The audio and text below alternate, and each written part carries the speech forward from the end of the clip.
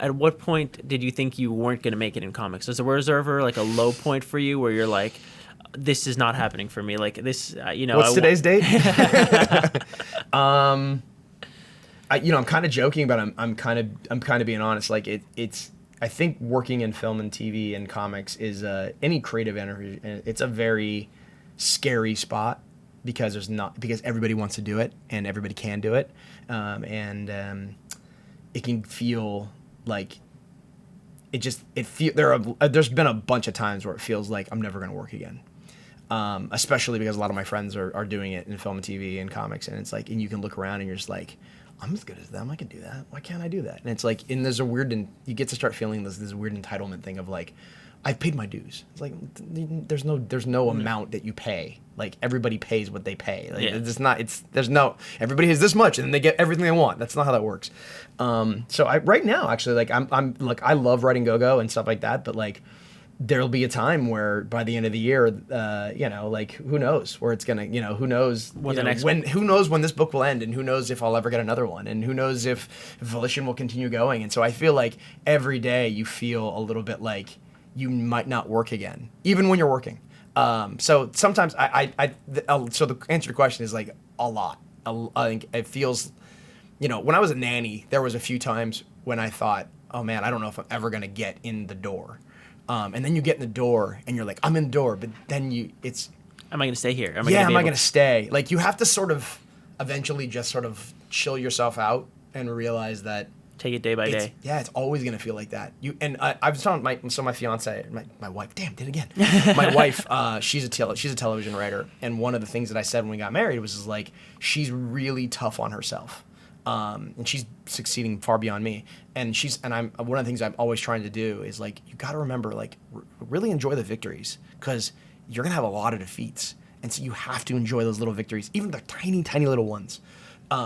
Because those are the things that keep you moving. One of the nice things about the comic book thing is like I said, when I was writing I'm writing the one that's always, I'm getting the pages back when I'm writing. So I'm always struggling with that issue. And then I get the pages for the one from 2 issues ago. I'm like, oh, I'm good at this. It worked. So this one's going to work too. You know what I mean? So it's like that thing. So I feel like the answer to your question is like, in any creative medium, you're always going to feel like, I don't think there's no such thing as making it.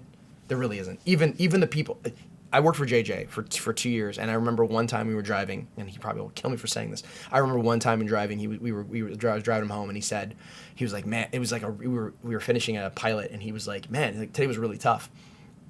And I was like thinking, I'm like, dude, you're J.J. Abrams. Like you have everything you ever wanted. Like you literally you're doing everything. But like what I realized was that the bigger and more successful he got, the more people relied on him for their jobs.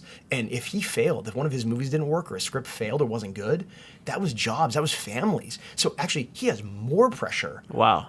The bigger he gets, the more pressure he has on himself to succeed. When it's just me, if my pilot sucks, it's just me. I'll write another pilot. But imagine writing a pilot that if you wrote, people lose their jobs. Like that's that. Even at the highest levels, you have the same kind of crippling anxiety and stuff. And he's a supremely talented person. But like I remember thinking like there is a price that comes with success that even when you make it, it's never over. It's never like done. I'm simple. It's up. Yeah. That's how I feel all the time. I always feel like there's like I've done this and I've done that and I've done this and I feel like I should have made it, and then people are like, you have made it, and I'm like, no, there's so much more that I want to do that like my parents are not proud of me at all.